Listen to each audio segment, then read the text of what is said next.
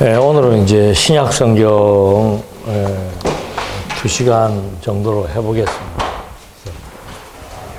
구약 성경이 언약의 나라였죠. 그래서 신약은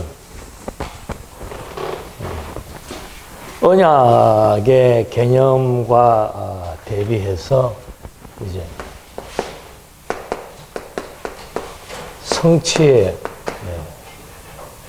교회입니다. 그러니까 구약 전체에 대한 주제는 여호와 하나님이고, 구약 전체에 중심되는 개념이 이제 언약의 나라라면은, 신약 전체의 주제는 이 교회의 주체가 그리스도이기 때문에 그리스도 예수라고 우리가 설정을 할 수 있습니다. 그래서 구약에서 이 나라에 대한 언약이라고 하는 것은, 물론 구약 자체에서 그 나라에 대한 언약이 이스라엘을 통해서 실현되었지만은, 그 구약의 내용은 장차 그리스도를 통해서 세우실 하나님의 나라인 교회에 대한 또 근본적인 언약이 됩니다. 그래서 신구약 성경이 언약과 성취라고 하는 원리, 그래서 무슨 언약? 나라에 대한 언약과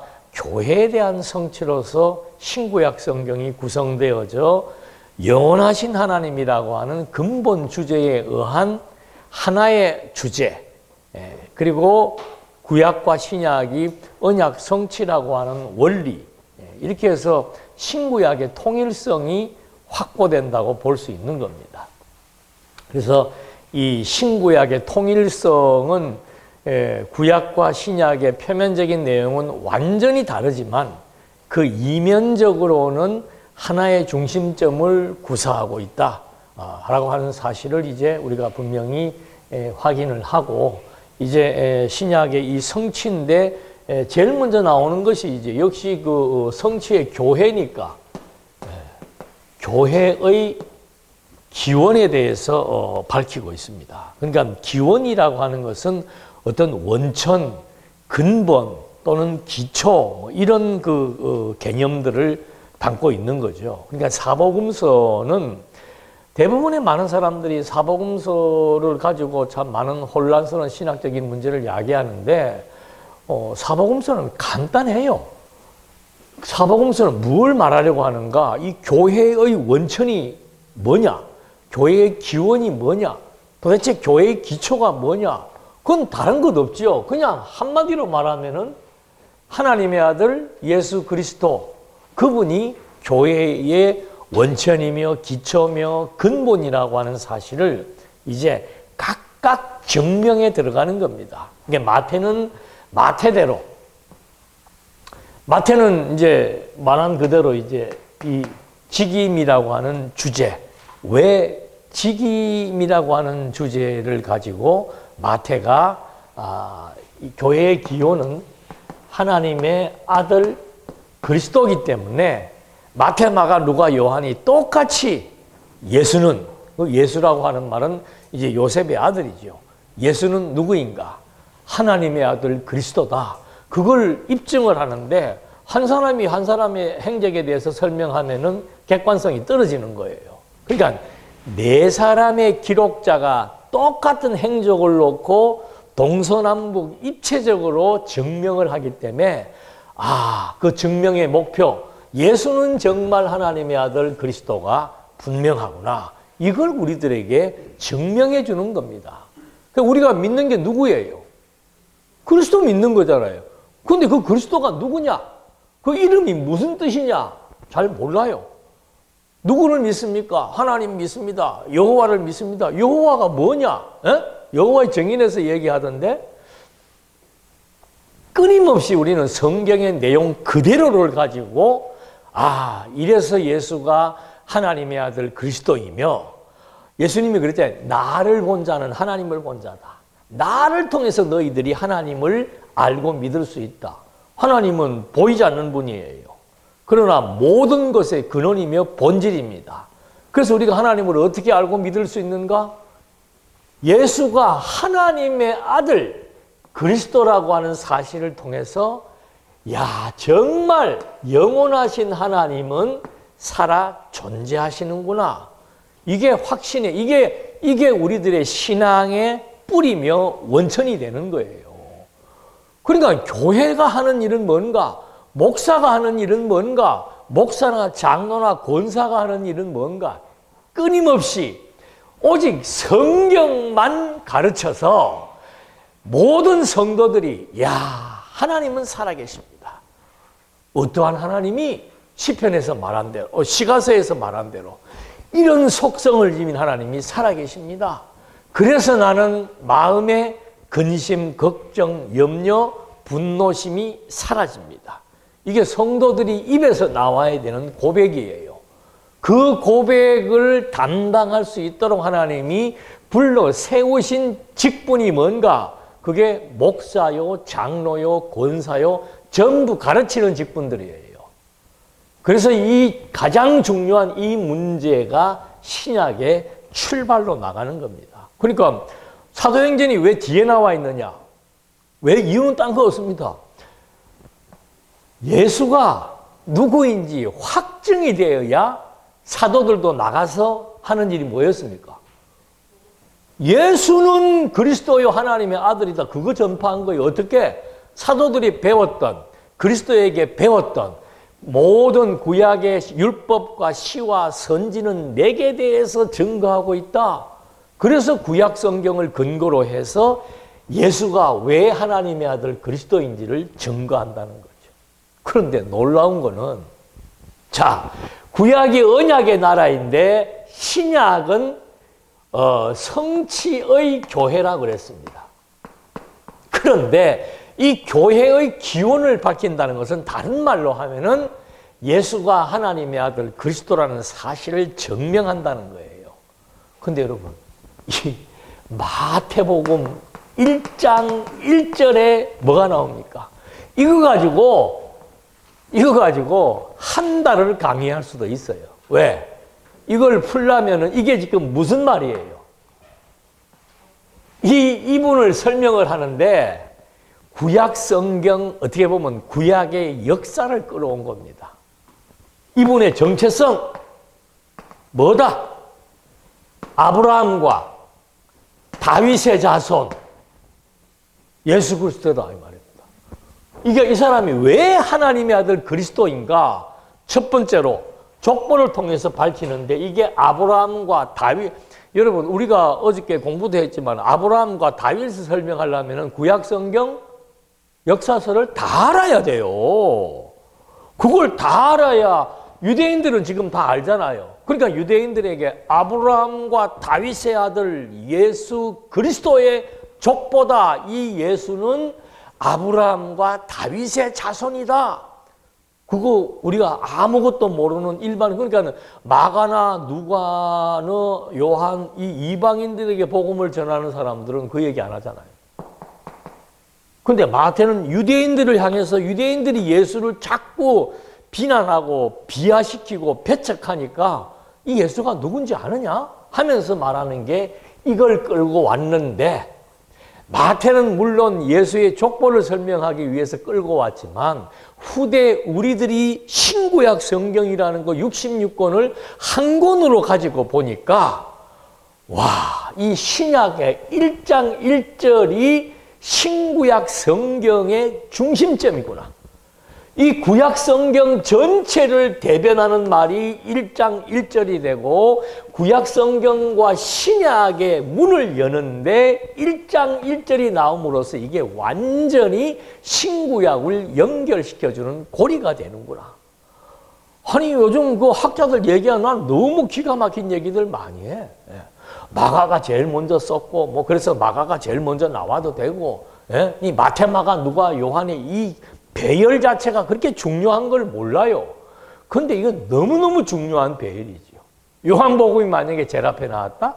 마가복음이 제일 먼저 나왔다? 누가복음이 먼저 나왔다?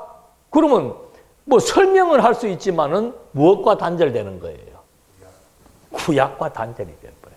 그러면 성경의 통일성을 입증할 수가 없는 겁니다. 그래서 이 마태복음이 제일 먼저 나왔고 1장 1절의 내용이 구약 전체를 가지고 시작을 한다는 것은 이거 구약을 모르고서는 하나님의 아들 그리스도를 설명할 수 없구나.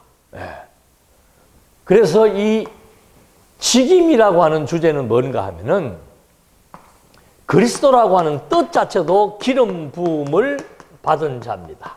우리가 어제 공부할 때 보니까 하나님께서 모세를 세우고 또 제사장을 세우고 다윗 왕을 세우고 할 때 항상 기름을 붓습니다. 기름을 붓는 이유는 뭔가? 하나님이 직접 자기 백성들을 통치할 수 없잖아요.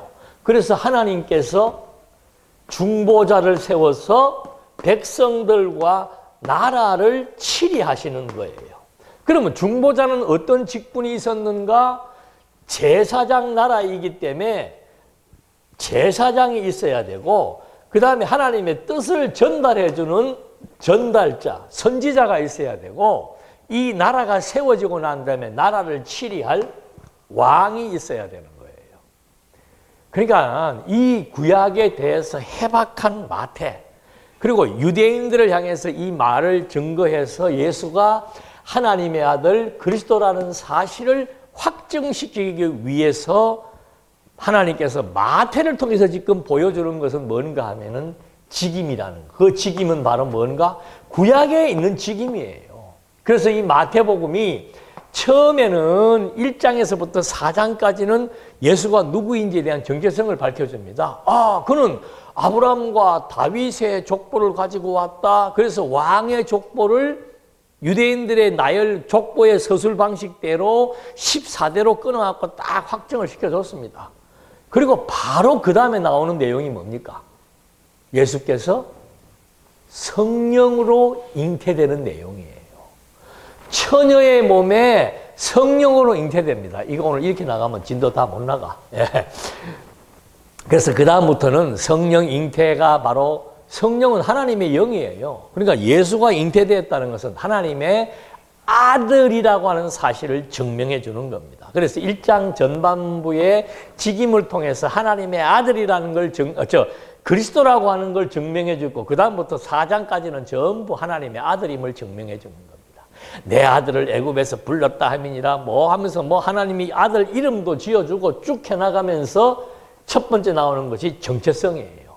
그리고는 그 다음부터는 선지자, 왕, 제사장 이 구약의 이 세 가지의 직무를 그대로 그리스도를 통해서 다 이루시게 섭리해 나가는 거죠.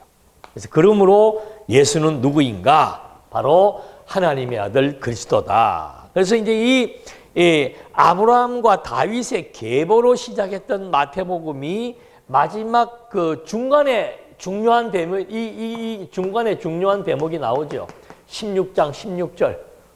사람들이 자꾸 예수를 무시하고 배척하고 하니까 너는 나 누구라 그러느냐 이렇게 베드로가 주는 그리스도시요 살아계신 하나님의 아들입니다.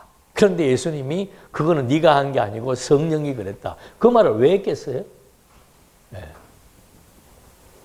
이 베드로가 고백한 이 내용은 성령이 지금 입증해 주고 있는 말이다. 그만큼 진정성이 있다.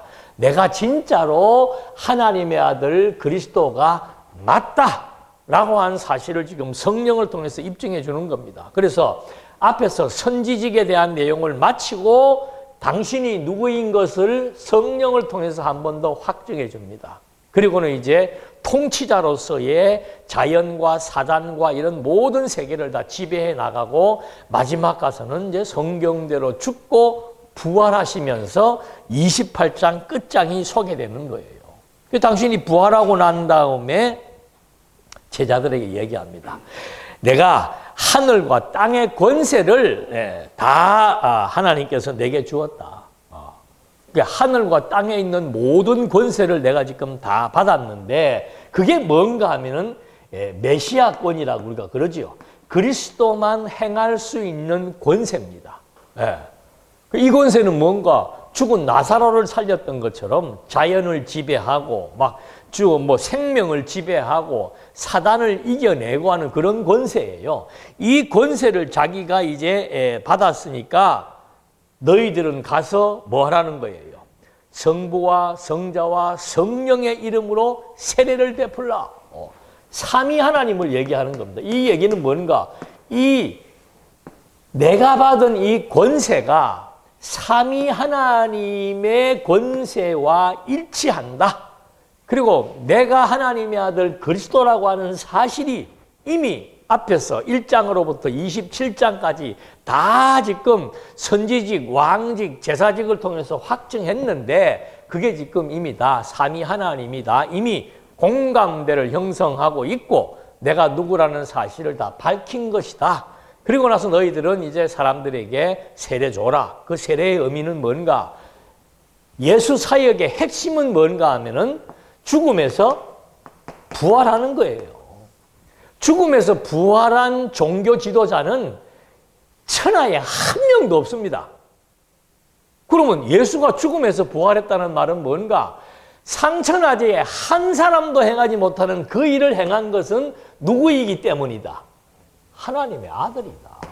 하늘로부터 모든 권세를 위임받은 성부, 성자, 성령, 삼위일체가 다 입증하는 함께 동참했던 그 사역이 바로 뭔가? 죽음에서 부활한 것이다. 그거를 사람들에게 알려줘라는 겁니다. 예수 믿었는가? 세례 베풀라 이런 그런 어떤 현상적인 얘기를 하는 게 아니고 이 엄청난 사실을 이게 너희들은 증거해라. 베풀면서 증거해라. 그리고 내가 너희에게 분부한 모든 것을 가르쳐 지키게 하라. 제자들에게 분부한 모든 것이 뭡니까? 예수가 하나님의 아들 그리스도라고 하는 모든 내용들을 뭐 하라? 가르쳐 지키게 하라. 교회의 사명은 뭡니까? 가르치고 진리를 보존하고 계승하는 이것이 교회의 사명입니다. 그러면 교회의 사명이 가르치고 진리를 보존하는 것이라면은 그 교회에서 가르치는 일을 전담 맡은 사람이 누구예요?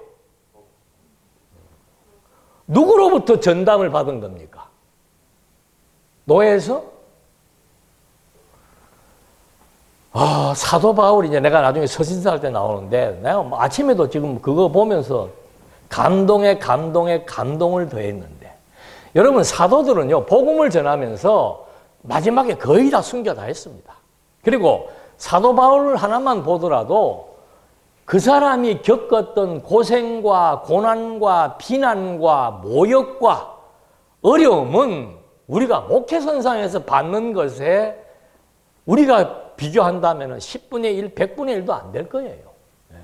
그런데 대부분의 한국의 목회자들은 전부 그런 문제 때문에 자존심이 상하고 낙심하고 분노하고 병이 들고 그 원인이 어디에 있겠습니까? 사도 바울은 뭐라 그랬어요? 사도 바울은 감옥에 가 있으면서도 뭐라고 편지를 합니까? 감옥 밖에 있는 사람들에게. 그 위선자예요? 나는 감옥에 있으면서 내가 이 복음을 위해서 이렇게 일을 했는데 내가 감옥에 가야 되냐? 하면서 위선한다고 기뻐하라고 얘기했습니까? 아니에요. 그 바울이 가지고 있는 그런 그 사명의식. 그게 오늘 한국 교회의 목회자들에게 결핍된 거예요. 결여가 된 거예요. 그래서 나중에 서신서 할 때 하나하나 읽어드리면서 말씀드리겠는데 교회가 하는 일은 가르침입니다. 무엇에 대한 가르침? 하나님의 아들 그리스도에 대한 가르침. 그게 신구약 성경 전체에 나와 있는 내용이에요. 그런데 66권 다 가르치고 가려면 그 시간 부족해요. 언제 그래 한 구절씩 빼가지고 언제 그래가지고 죽을 때까지 성경을 가르치겠습니까? 성경 가르치는 교사예요. 하나님이 너는 성경만 가르치고 살아라고 하나님이 불러서 세운 게 목사라 말입니다. 성경 가르치는 일을 하는 사람이에요. 그러니까 성경을 가르치려면 뭐 앉아서 끊임없이 성경을 연구해야 되죠. 사도들도 바울 같은 율법에 대한 박사도 그리스도를 만나고 난 다음에 아라비아 광야에 가서 3년 동안 성경 연구, 구약 성경을 다시 정립하고 나와가지고 복음을 전파하는 거예요. 여러분 4년 동안 신학교 다니면서 성경 배웁니까? 나 아무리 자다 깨어나 생각해도 이해가 안 가. 교회가 하는 일은 성경을 가르치는 일인데 성경을 가르치는 학교도 없고 성경을 배울 때도 없는 거예요. 그러고 나서 이제 목회하는 거야. 아이러니한 일이지요. 그래서 마태복음 처음부터 예수님께서 제자들에게 마지막 당부는 유언이나 마찬가지입니다. 너들 내가 하나님으로부터 모든 권세 위임받았다. 그러니까 너희들에게도 그런 권세가 있다는 것과 같은 얘기예요. 그게 사도들에게 주어진 것이 사도권, 메시아권입니다. 메시아가 행할 수 있는 표적을 사도들이 가지고 있는데 그 표적을 어떻게 쓰는가? 가르치고 보존하고 계승하는 데 쓰라고 예수님이 사도들에게만 준 거예요. 그래서 초대교회 때 예수님이 행했던 표적들을 근데 마가복음에서는 아예 표적이라고 얘기를 하잖아요. 그래서 지금 이렇게 마태복음이 끝이 나는 겁니다. 자, 그 다음에 마가복음을 보니까 마가복음 이거 뭐 지금 시각망해상 짤막짤막한데 마가복음 1장 1절에 뭐가 나옵니까? 자, 여기는 예수 그리스도가 나왔는데 족보를 통해서 예수 그리스도의 족보를 가지고 알려줬는데 마가복음 1장 1절은 하나님의 아들 예수 그리스도 복음의 시작이다. 자, 이거 기가 막히죠. 이런 말들이. 1장 1절만 가지고도 뭐 얼마든지 다 할 수 있는 거예요. 지금 마태는 족보를 가지고 와서 예수 그리스도에 대한 족보를 설명했다면은 마가는 바로 복음의 원리를 설명하고 있는 겁니다. 어떻게? 복음의 원리란 뭔가? 하나님의 아들이 예수 그리스도라고 밝혀주는 거예요. 그럼 예수 그리스도가 도대체 뭐냐? 그게 이제 핵심 사역이 죽음에서 부활하는 겁니다. 그러니까 마가는 왜 예수가 하나님의 아들 그리스도인가? 첫째는 하나님의 아들인 이유를 1장으로부터 초반장에 밝혀주고 있는 거예요. 내가 죄사함의 권세가 있고 내가 이런 능력을 행하는 권세가 있고 다 밝혀줍니다. 하나님의 아들 맞지? 그런데 사람들이 나를 배척하고 조롱하고 결국은 십자가에 못 박았다. 하나님의 아들 예수 그리스도 이 복음의 시작, 복음의 기원, 복음의 원리라고 하는 뜻은 뭔가 하면은 하나님의 아들이 완전히 사람들로부터 조롱과 수치와 모욕과 배척과 그 다음에 억울하게 십자가에서 죽는 그런 비하의 자리에 들어갔다가 부활, 승천, 하나님의 보좌 우편에 앉으시면서 영광의 보좌에 앉음을 우리에게 보여줬다. 자, 복음의 원리가 뭡니까? 마가가 말하려고 하는 복음의 원리는 뭐예요? 하나님의 아들 예수 그리스도가 어떻게 되었다? 완전히 우리 신학교에서 배웠잖아. 비하. 가장 천박하고 낮은 자리에 내려갔다가 가장 영광된 자리에 올라가는 신분의 변화를 통해서. 마태는 구약이 가지고 있는 중보자의 책임을 예수님이 혼자 다 감당하셔서 하나님의 아들 그리스도이심을 증거했다면은 마가는 처음부터 선언을 한 거예요. 내가 지금 복음의 원리를 말해주겠다. 그 원리가 뭔가? 그 원리가 하나님의 아들 그리스도를 증거하는데 그 복음의 원리는 하나님의 아들이 반말리로 말하면 죽음에서 부활, 승천, 하나님의 우편에 앉아있는 비하와 영광의 신분 변화를 통해서 예수는 하나님의 아들 그리스도다. 그런데 놀랍게도 이 모든 것이 구약 성경에 다 어떻게 되어 있어요? 언약하고 예언되어 있다는 근거에 의해서 이걸 하나하나 입증해 들어가고 있는 거예요. 아니, 우리가 무슨 예언 한 가지 적중했다 그러면 그 사람 막 왔다 대단한 사람이 난리를 치잖아요. 예수에 관계된 그 성취의 내용은 이건 뭐 지구를 다 덮어도 덮을 수 없는 확률이라고 얘기합니다. 자, 그 다음에 누가가 나옵니다. 누가는 예수님이 어떤 일을 어떻게 했는지에 대한 구체적인 내용을 통해서 증명해 주고 있습니다. 그게 무슨 말인가? 처음부터 하는 얘기가 달라요. 누가는 데오빌로 각하에게 편지를 씁니다. 뭐라고 쓰는가? 지금까지 이 예수가 행했던 모든 행적을 무엇에 기초해서? 사실에 기초해서. 그러니까 예수님의 모든 행적은 역사적인 사실이라는 거죠. 거기에 누가는 집중을 해서 예수가 어떤 분인가? 1장 33절에 보면은 영원히 야곱의 집을 왕으로 다스리실 것이며 그 나라가 무궁하리로다.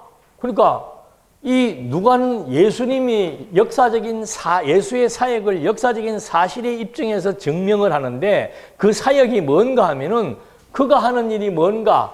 하나님의 아들이 하나님의 나라를 당신이 직접 죽음에서 부활하는 구속 사역을 통해서 완성했다. 이거는 데오빌로 각하도 다 들어봤지 않느냐. 내가 그거를 역사적인 순서에 의해서 다 기록해가지고 예수가 하나님의 아들 그리스도라고 하는 사실을 내가 증명해 주겠다. 그 얘기하는 거예요. 그 다음에 사도 요한은 어떻게 얘기를 하는가? 아니, 어떤 분들은 마태, 마가, 누가는 공간복음이다. 공통적인 관점이라서 뭐 내용들이 다 그 내용이다. 물론 드러난 내용은 그 내용이죠. 그런데 마태가 증거하는 관점, 마가가 증거하는 관점, 누가가 증거하는 관점, 1장 1절만 봐도 다 다르잖아요.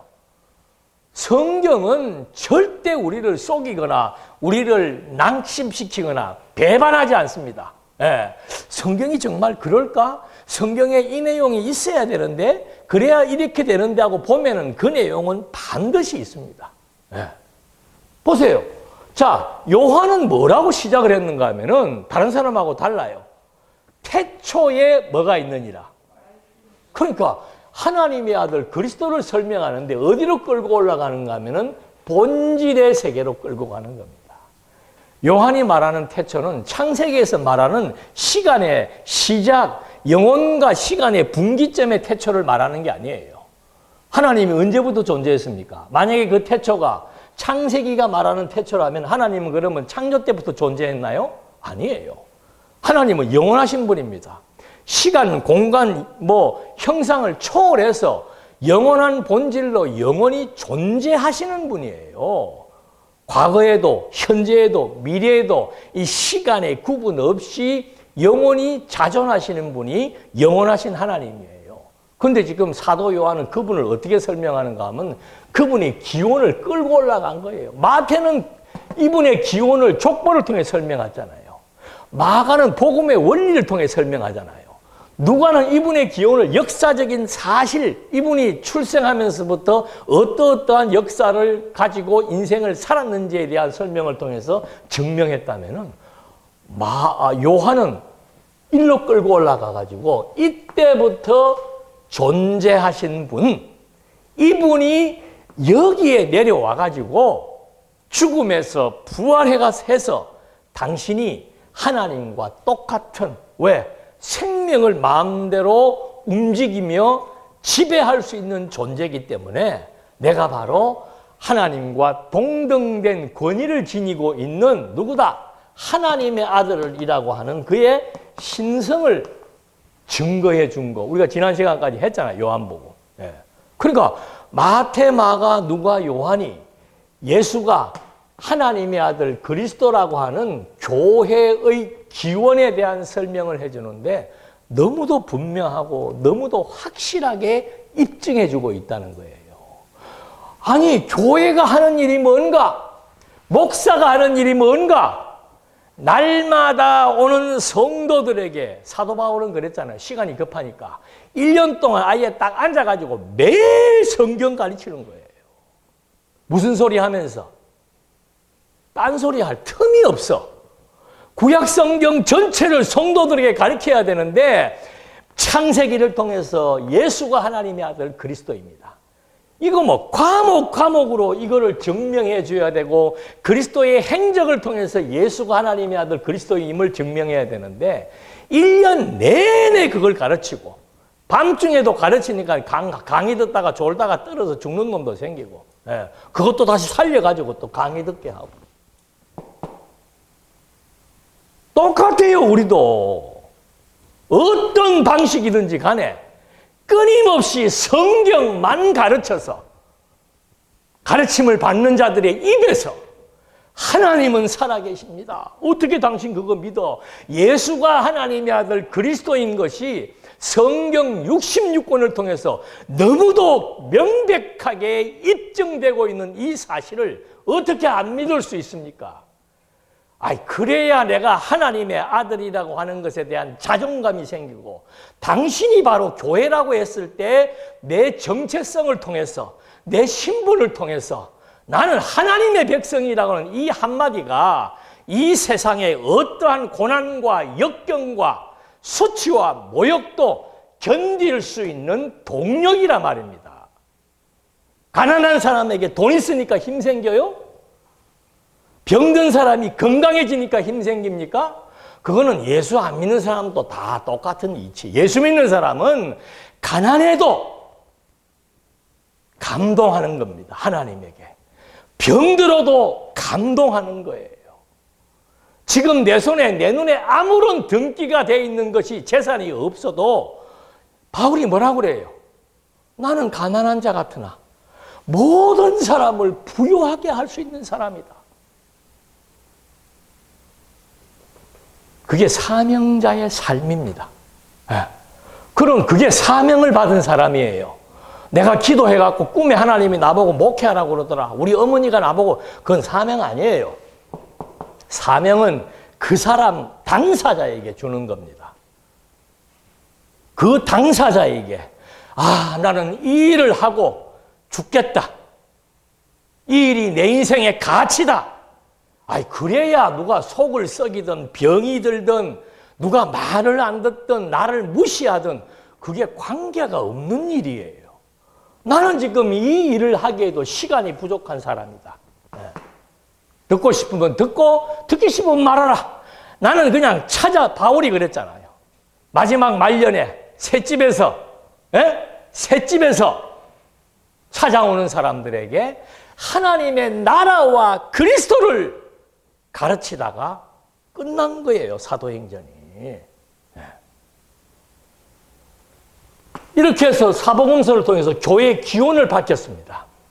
교회란 뭔가 하나님의 아들 그리스도의 터 위에 세워지는 게 교회입니다. 그래서 사도행전을 교회 설립이라고 얘기하는 거예요. 어떻게 설립시키는가? 자, 이게 사역 교체의 분기점입니다. 사복음서는 예수님이 직접 나와서 행적을 통해서 하나님의 아들 그리스도이심을 확증하고 교회의 기반을 닦아 놓은 거예요. 그 기반 위에다가, 그러니까 교회는 어디에 세워지는가? 교회가 어디에 세워져요? 여기가 뭐 주소가 어떻게 돼? 대구, 동구, 중대동에 교회가 세워지는 게 아니에요. 그거는 있어도 그만, 없어도 그만이에요. 이제 앞으로 여러분들이 실감할 겁니다. 교회? 아니, 어느 장소가 없는데 교회가 됩니까? 인터넷으로도 교회가 됩니다. 유튜브로도 교회가 됩니다. 교회란 무엇인가? 예수 그리스도를 아는 것과 믿는 사람들에게 진리를 가르치는 모임 자체가 근본적인 교회예요. 이런 유형교회도 당연히 필요하죠. 그러나 시대의 변천에 의해서 이제는 이런 교회는 점점점 축소되어 가고 퇴락할 것이 분명합니다.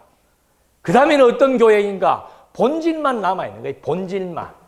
그래서 이 복음이 여기서 이제 다음에 중국으로 자꾸도 확산되어져 가면서 나가게 돼 있는데, 자, 사도행전은 어떻게 교회가 세워졌는가? 어디에 교회가 세워졌는가? 세워진 근본적인 기반은 하나님의 아들 그리스도라고 하는 이 지식 위에, 이 기초 위에, 그러니까 교회는 하나님의 아들 그리스도를 가르치지 않으면 교회가 아닙니다. 왜? 교회는 여기에 세워진 거기 때문에. 예? 교회는 하나님의 아들 그리스도를 끊임없이 가르치지 않으면 교회가 아니에요. 아무리 멀쩡하게 수만 명이 모여도 거기에 근본적인 하나님의 아들 그리스도에 대한 올바른 성경을 가르치지 않는다면은 수십만 명이 모여도 교회가 아니에요. 그래서 이렇게 사복음서에서 이 하나님의 아들 그리스도를 확증시키고 거기에 교회를 세우기 위해서 등장한 것이 하나님의 영, 그리스도의 영, 성령이 강림해가지고 교회가 세워지기 시작하는 거예요. 어떻게? 그래서 사도행전을 보게 되면은 사도행전 1장 8절에 중요한 약속을 합니다. 그리고 사도행전 도입에서는 예수의 행적에 대한 기록을 사도행전 저자인 누가가 밝히는 거예요. 예수의 행적, 1장 1절로부터 예수의 행적을 밝힙니다. 왜 밝히겠습니까? 예? 지금 사복음서 전체가 예수의 행적이에요. 그걸 지금 누가가, 내가 전에 누가복음 쓰면서 한번 확인해 주었죠. 데어빌로예요. 내가 다시 한번 또 밝힙니다. 이걸 밝히는 이유가 뭡니까? 교회가 어디 위에 세워지니까? 하나님의 아들 그리스도 위에 세워지니까 지금 그거에 대한 전제가 1장 1절로부터 이 사도행전의 저자는 내가 지금 예수의 행적에 대해서 다 밝혔다. 근데 이제는 밝힌 그 예수의 행적이 성령에 의한 사도들의 행적을 통해서 새로운 면모가 드러날 것이다. 그래서 지금 성령이 강림할 것을 약속을 하고 성령이 강림하게 되면은 사도들은 하는 일이 뭡니까? 한마디로 말하면 이놈들이 여호와의 증인들이 좋은 말은 다 가져갔어. 에? 통일교에서 통일이라고 하는 말, 에베소서에 그리스도가 하는 일이 뭐라고 했습니까? 하늘에 있는 것, 땅에 있는 것, 모든 것을 다 통일시킨다 그랬어. 지금 사도행전도 보면은 사도들이 하는 일은 뭔가 하면은 증인이에요. 증인. 누구의 증인? 하나님의 아들 그리스도의 증인. 여러분 이상하지 않아요? 나는 이상했어요. 왜 이 사람 멀쩡한 사람들이 자기 직장 다 버리고 예수님의 제자가 돼가지고, 예수님의 제자가 아니면 먹고 사는데 아무 지장 없는 사람들입니다. 그 사람들이 예수님의 제자가 돼가지고 그렇게 피폐한 삶, 때로는 매맞고 헐벗고 굶주리고 감옥 가는 그런 삶을 살면서도 그들은 나는 그리스도의 증인이라고 자처하면서 마지막에 순교까지 당하는가. 바울이 그러잖아요. 내가 예수가 하나님의 아들 그리스도라는 것이 사실이 아니라면은, 그리스도의 죽음과 부활이 사실이 아니라면은 내가 왜 이 일을 하며 살겠냐라고 도리어 성도들에게 반문하는 내용이 고린도서인가 어디 있을 거예요. 그러니까 성령이 와가지고 이제는 사역에 교체가 일어난 겁니다. 그리스도의 행적에서 이제는 성령의 사역으로 교체가 일어나서 성령이 와서 하는 일은 뭔가 하면은 하나님의 아들 그리스도를 사도들로 하여금 증인되게 해서 그 다음에 가는 곳곳마다 왜 교회가 세워집니까? 하나님의 아들 그리스도만 증거하니까 교회가 세워지는 거예요. 그럼 하나님의 아들 그리스도를 증거하는데 왜 교회가 세워집니까? 이분이 교회의 기원이며 기초이며 머리가 되기 때문에, 그래서 교회라고 하는 것은 개념을 바꿔야 돼요. 교회가 어떻게 세워지는가? 아무개가 뭐 얼마 협찬해가지고 어떻게 해서 그건 말도 안 되는 소리예요. 그건 건물하고 똑같은 거예요. 교회라고 하는 것은 이렇게 해서 교회가 세워진다는 사실을 말해주고 있는 겁니다. 그래서 1장 8절에 예루살렘과 유대와 사마리아와 땅끝까지 이르러서 내 증인이 어떻게 된다? 될 것이다. 또는 되리라는 말이 뭐예요? 완료형입니다. 의지 미래 완료형. 너희들은 복음을 어디까지? 땅끝까지 증거하는 증인으로서의 삶이 어떻게 돼 있다? 확정돼 있다 그 말이에요. 확정돼 있다 그 말이에요. 근데 이 길이 어떤 길이다? 예수님이 얘기했잖아요. 협착한 길이다. 찾는 사람이 없는 협착한 길이다. 여러분 협착한 길인 줄 알고 왔어요? 알고 왔다면은 협착한 길에 있으면서 낙심하거나 절망하거나 누구를 원망할 필요가 없죠? 근데 목사가 되면은 아이고 자리 하나 잘 잡으면은 이거 평생 괜찮다? 그러니까 힘든 거예요. 네. 아예 처음부터 사고를 바꿔야 돼. 네. 나는 평생 살기를 어떻게 산다? 협착한 길에서 고난을 밥으로 생각하면서 산다라고 하는 것이 확정되어 있는 것이 사명자들의 길이라고 성경이 명시해주고 있는 거예요. 근데 그 길이 싫다고, 그 길이 가기 싫다고, 그러니까 힘들고 고달픈 거지요. 순응하면서 매맞는 것이, 무시당하는 것이, 가난한 것이 내 훈장이 돼야 된다 이 말입니다. 여러분 독립운동하는 사람들이 감옥 갔다 오면서 부끄러워합니까? 예? 독립운동하는 사람이 가난하다고 부끄러워합니까?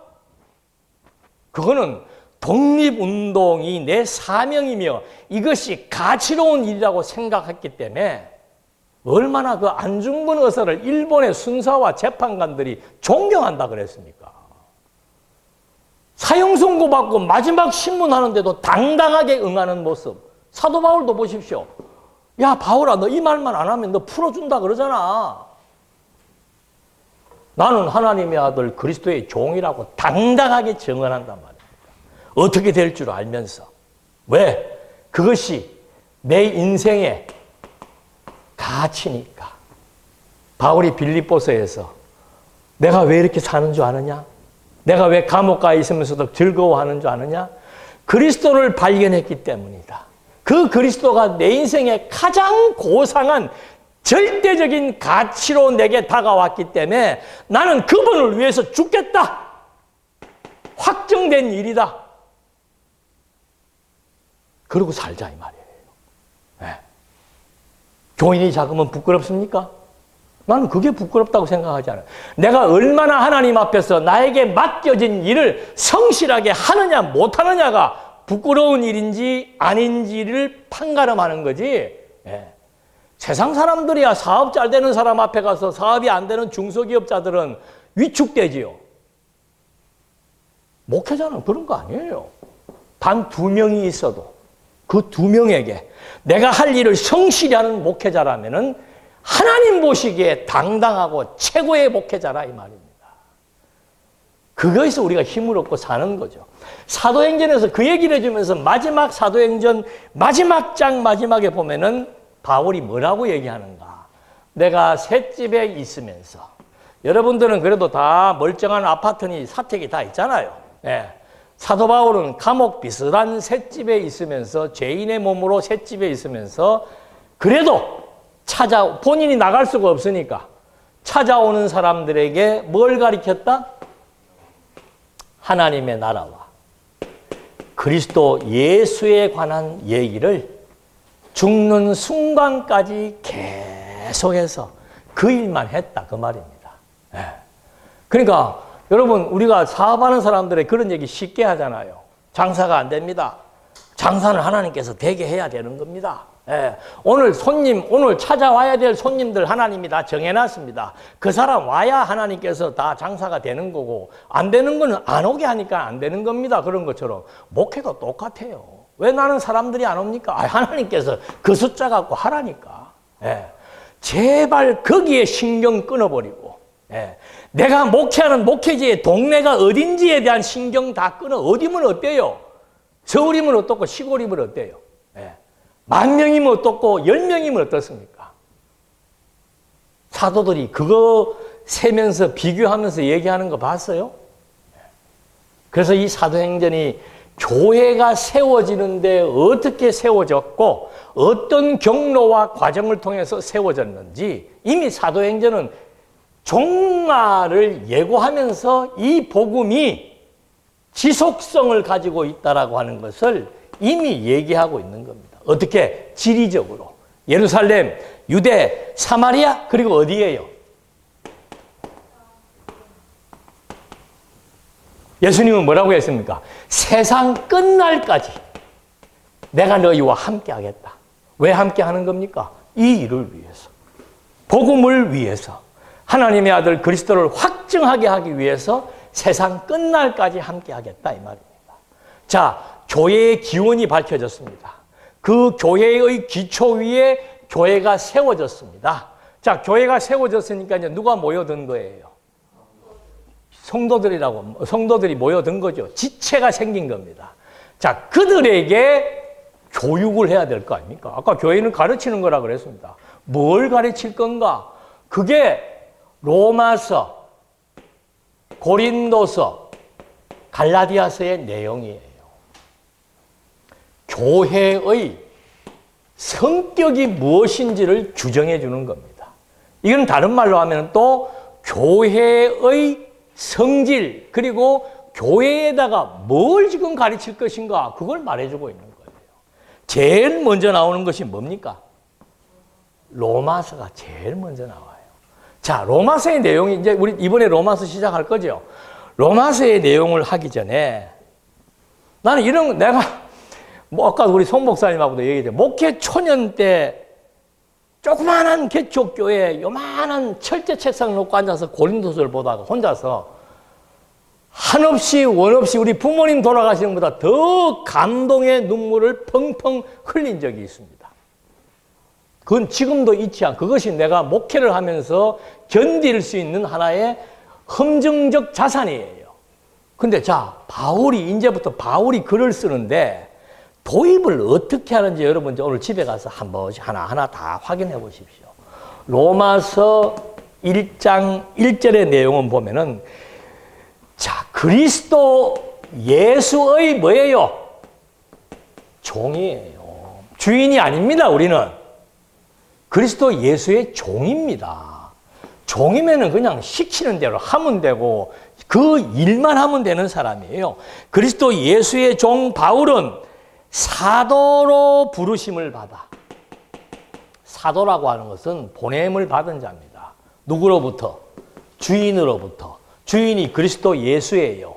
하나님의 아들 그리스도 예수로부터 내가 뭘 받았다?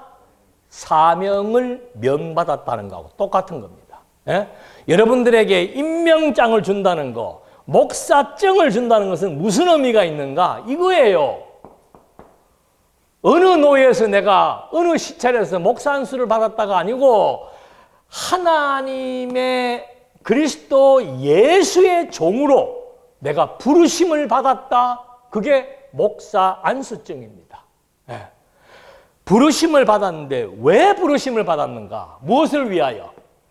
하나님의 복음을 위하여. 이건 우리 심장에 받아야 될 얘기입니다. 내가 목사가 된 것은 성공을 위한 것이 아니고 하나님의 복음을 위하여 받았다는 겁니다. 그 일을 위해서 어떻게 했다? 이미 나는 하나님으로부터 택정함을 받은 자다. 여러분 한번 상상을 해 보십시오. 내가 하나님이 나를 선택해서 내 이름을 불러준다? 그 여러분, 내가 누구로부터 선택받는다는 거? 나는 그 경험을 유튜브 애들 두고 한번 했어요. 목사들이 그때 한 5-6명 앉아있는데 어느 목사님이 장난삼아, 야, 니네들 여기에서 제일 마음에 드는 목사님 선택해봐. 처음 명도 안 하고 두 번째도 안 하고 이러니까 마음이 이상하더라니까요. 유치원 애가 나를 선택하지 않는 거에 대해서 마음이 위축되더라고요. 여러분, 마지막 심판 때 하나님이 다 백보자 심판을 할 때 온 인간을 다 부른다 그러잖아요. 다 불러놓고 거기에서 뭐 하는 겁니까? 택정함은 입은 자들을 생명책에다가 기록해 놓고는 호명을 하는 거예요. 아무개나 와, 아무개나 와. 바울은 그걸 안 거지요. 내가 창세 전부터 하나님의 택정함을 받은 자인데 어떤 일을 하도록? 하나님의 복음을 위해서 택정함을 받았다. 여러분, 이 일을 지금 수십억의 인구가 있는데 이 일을 아무나 할 수 있습니까? 아무나 못해요. 네. 바울은 이게 로마서 교회의 절대적인 성질을 규정해 주기 위해서 처음 꺼내는 말이지요. 자, 이 말에서 하나님의 절대권이 어떻게 드러나는가? 택정에서 드러나는 거예요. 택정에서. 나는 하나님의 종이며 이 종은 하나님의 택정함을 받은 결과이다.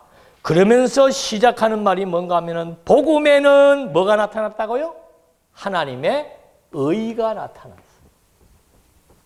복음이란 뭔가? 이제 복음이 여러 가지로 설명이 됩니다. 하나님의 아들 예수 그리스도 복음이다라고 말하기도 하고, 여기는 복음에는 하나님의 의가 나타났다. 근데 이 의가 뭔가 하면은, 의가 무슨 효능이 있는가 하면 우리들로 하여금 믿음으로 믿음에 이르게 한다. 우리에게 믿음을 가질 수 있는 그런 효능이 하나님의 의다. 이런 말을 지금 해주는 겁니다. 그러니까 바울은 로마서에서 벌써 뭘 설명하려고 하는 겁니까? 뭘 교육하려고 하는 거예요? 사복음서의 내용의 것들을 압축해서 바울이 말하려고 하는 겁니다. 우리가 복음서라고 그러잖아요. 그래서 이 복음에 대한 비밀을 바울이 이제 로마서를 통해서 세워진 교회에 교육을 하려고 하는 거죠. 그 교육의 대상은 이방인, 로마에 있는 이방인과 유대인들입니다. 로마 교회에 있는 그 사람들에게 이 말을 지금 하려고 하는 거죠. 그러면 로마서에 나타난 복음의 원리는 바로 뭔가? 그게 믿음으로 예수를 믿는다 이 말입니다. 그리스도가 이미 택정한 자들에게 믿음을 주어서 그리스도를 믿게 한다. 그 결과 우리가 누가 되었다? 의롭다함을 얻는 사람이 되었다. 우리는 분명히 죄인인데, 우리는 정말로 죄가 없다고 말할 사람은 세상에 한 사람도 없이 모두가 죄인인데, 이 복음에 나타난 하나님의 의, 이게 그리스도의 사역입니다. 이 하나님의 의가 나타나서 우리를 어떻게 변모시켜 주었는가? 의인으로 바꿔준 거예요. 지금도 나는 뭐예요? 죄인이에요. 지금도 우리의 내면은 죄인인데 하나님 앞에 가면은 나를 뭐로 불러주는 겁니까? 의인이라고 불러주는 거예요. 이게 어떻게 된 일인가? 그리스도를 믿음으로 말미암아 우리를 의인의 반열에 서게 한 거, 이것이 로마서가 말하고 있는 복음이다라고 하는 사실을 밝혀주고 있는 거예요. 그래서 처음부터 그 다음에 이 말을 하고 나서 그 본문의 내용은 이제 전부 다, 그래서 1장으로부터 로마서가 이렇게 세 개의 단어로 됩니다. 첫 번째 단어는 뭔가 하면은 인간이 죄인이라고 하는 사실을 밝히는 겁니다. 뭘 통해서? 율법을 통해서. 법 앞에 서니까 다 죄인이에요. 그런데 하나님의 의가 나타나서 이 죄인들을 의롭다고 인정해 주는 거예요. 이것이 어떻게 된 일인가? 그걸 말해주고 있는 겁니다. 이것이 창세 전 하나님의 선택으로 말미암아, 선택이라고 하는 것은 하나님의 고난이에요. 그 고난이 어떤 고난인가? 변하는 고난, 변질되는 고난이 아니고 절대 고난이에요. 절대적인 주권에 의해서 우리를 선택해서 모든 죄인들에게, 선택받은 자들에게는 의인의 칭호를 입혀주고 의인으로 판정을 내려주는, 이것이 복음서가 말하고 있는 거죠. 그래서 내가 의인된 것은 하나님의 절대적인 주권에 의해서 된 것이기 때문에 절대로 바뀌거나 그 판정을 뒤집거나 하는 일이 있을 수가 없다는 거예요. 그 말을 하려고 11장 36절에서 무슨 말을 하는 겁니까? 하나님의 선택은 절대적이라는 말을 하기 위해서 사도 바울이 복음의 원리를 인간의 죄와 하나님의 의에 대한 설명을 통해서 다 하고, 그 설명의 최종적인 마무리의 한 구절이 11장 36절이에요. 모든 만물이 어디에서 나왔다? 이 피조 세계가 누구에 의해서 움직여 나간다? 마지막 끝은 어떻게 되는가? 또 역시 주에게로 돌아갑니다. 이 말은 무엇을 말하기 위한 것인가? 이 주가 어떤 분인가? 절대자라고 하는 얘기를 하는 거예요. 이분이 나를 선택했고, 이분이 나를 의인이라고 판정했다. 그래서 내가 의인으로 판정받은 이 결과는 절대로 변하지 않는다. 이게 구원의 확신입니다. 예. 여러분, 우리는 한번 믿은 사람은요, 아이고, 내가 이제 나는 지옥 가고 싶어. 가고 싶어도 못 가요. 예. 어떤 분은, 아이고, 저래 갖고 되나, 이래가 천만의 말씀. 그래서 바울이 갈라디아서에서 뭐라고 얘기를 하는가? 야, 네가 지금 그렇게 된 것이 행위로 되었느냐? 믿음으로 되었느냐? 그걸 밝히는 게 갈라디아서의 내용이에요. 그러니까 본문의 표면적인 내용은 로마서를 압축한 것처럼 보입니다. 그런데 로마서는 복음에 대한 원리를 설명했다면은 갈라디아서는 복음의 성질에 아주 집중적으로 조명해서 네가 하나님의 선택을 받은 거, 네가 의인이 된 거, 그게 네 행위대로냐, 하나님의 불가항력적인 은혜냐, 그리고 이 믿음으로 말미암아 의인된 그것은 창세전부터 하나님이 확정해 놓은 사실이기 때문에 인간의 행위와 상관없이 변할 수 있다 없다. 그걸 심어줘야 돼요. 예. 여러분, 예수 잘 믿다가도 타락하면 구원 못 받습니다. 여러분, 그렇게 열심히 하다가 요즘 보니까 나태한데 그러면 구원 못 받. 이거는 천벌받을 소리를 지금 하고 있는 거예요. 네. 말 조심해서 해야 돼, 가르치는 사람들은. 네. 내 마음에 안 든다고 하는 거 아니에요. 마음대로 얘기하는 거 아니에요. 그래서 이 구원에 대한 확증, 한국교회가 지금 구원에 대한 확증과 확신이 흔들리고 있죠. 네. 신학교 유명한 교수님들도 그거는 아무도 장담할 수 없다. 물론 장담할 수 없죠. 그러나 이 믿음의 씨라고 하는 거, 그게 한번 떨어지면은 그 씨는 계속 자라게, 속도가 늦더라도 자라게 돼 있는 거예요. 그럼 이 씨가 자랄 때까지는 얼마나 어리석고 부족하고 모자란 일들을 많이 하겠습니까? 똑같아요. 애들이 뱃속에 잉태되는 순간부터 뭐예요? 생명체입니다. 뱃속에 잉태되는 순간부터 누구의 자식이에요? 내 자식이에요.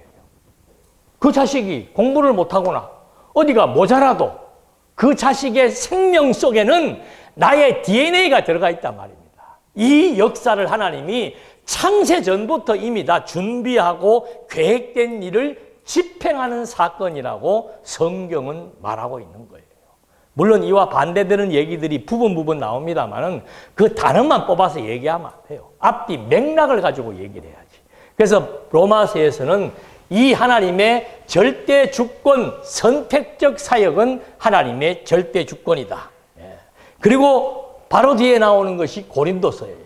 자, 로마서에서 이런 얘기를 복음의 원리를 설명을 해서 와, 내가 하나님의 선택을 받고 그 선택받은 증거로 믿음으로 말미암아 그리스도를 믿게 해서 하나님의 자녀로 인치심을 받고 하나님이 거룩하기 때문에 죄인인 내가 하나님 앞에 섰을 때 하나님은 나를 거룩한 자라고 의로운 자라고 나를 인정해 주시는구나.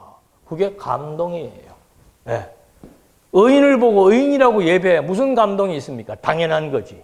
죄인을 보고 의인이라고 했을 때 거기에 감동이 넘치는 거죠. 그래서 이 로마서를 통해서 하나님이 그런 섭리에 대한 얘기를 해놓고 이제 고린도서가 보니까는 아직 교회가 이제 시작되는 단계잖아요. 어리잖아요. 그러니까 이 교회가 무슨 문제가 생겼는가? 분열, 분쟁, 이 교회가 시끄러운 거예요. 그리고 비도덕, 이런 행동들이 교회에 만연되어 있는 거죠. 그 원인이 무엇인가? 바울은 이 문제를 어떻게 해결하라? 이거 굉장히 우리 목회자들에게 중요한 얘기입니다. 보면은 성경은 다 명령문이야. 이렇게 하지 말아라, 저렇게 하지 말아라, 이렇게 살면 안 됩니다, 저렇게 다 그런 얘기예요. 그러니까 성경 서신서만 보면은 맨날 도덕 선생이 되는 거야. 여러분, 성도는 보니까 오늘 이렇게 하지 말라고 그랬네요. 이렇게 하면 안 된다고 그랬네요. 그 소리만 맨날 해. 원리를 설명해 줘야죠. 네. 왜 그렇게 하면 안 되는지에 대해서 가르쳐 줘야죠. 여러분, 학생들에게, 우리 자식들에게 공부해라, 공부해라 하면은 합니까, 안 합니까? 잘 안 해요. 그러면 걔에게 공부를 잘할 수 있도록 공부를 해야 되겠다라고 마음이 들게 하려면 어떻게 해야 됩니까? 공부에 대한 가치지요. 공부에 대한 중요성. 내가 공부를 하지 않게 되면 어떻게 되는지, 공부를 열심히 하게 되면 어떻게 되는지, 이걸 잘 가르쳐 주면은 애들의 마음속에 동기부여가 되는 거죠. 참 공부를 그래서 해야 되겠구나 해서 동기부여가 되니까 자발적으로 공부하고 싶은 마음이 들어서 공부를 하게 되는데, 이 원리를 모르면은 야 임마 너 왜 공부 안 해? 내가 얼마나 피땀 흘려 버려갖고 너 학비 내주고 있는데 왜 공부를 안 해? 그 소리 백날 해봐야 듣지도 않습니다, 애들. 똑같아요. 여러분, 머리 다 큰 성도들에게 이래라 저래라 한다고 해서 합니까? 안 합니다. 여러분, 우리는 복음을 위해 살아야 됩니다. 백날 얘기해 보십시오. 되나? 안 돼요. 왜 안 되는가? 복음적 가치보다 이 세속적인 가치가 더 좋아 보이니까. 인간은 본능적으로 자석이 센 대로 달려가는 것처럼 좋은 가치를 따라서 움직이게 돼 있단 말입니다. 그러니까 성도들이 정말 아름답게 살기를 원한다? 그러면 그 아름답게 살아야 되는 표준이 무엇인지에 대해서 설명을 하고 왜 내가 아름답게 살아야 되는지에 대한 가치와 동기를 부여해 줘야 되는 것이지. 그래서 이 기독교 윤리라고 하는 것은 일반 윤리하고 달라요. 기독교 윤리는 이 원리를 설명해 주고 그 원리에 의해서 듣는 사람들 각자에게 성령이 감동해서 이것이 가치롭구나라고 하는 것이 마음의 확신으로 와닿을 때 그 다음 사람들의 행동이 변화되게 되어 있는 거죠. 그러니까 우리는 누구의 행동을 변화시키기 위해서 복음을 전하는 게 아니에요. 복음이 가치롭다라고 하는 사실을 선포해 주는 겁니다. 그래서 그 깨닫는 역사가 성령이 깨닫게 해주는 거죠. 자, 이제 고린도서는 조금 쉬었다 가시겠습니다.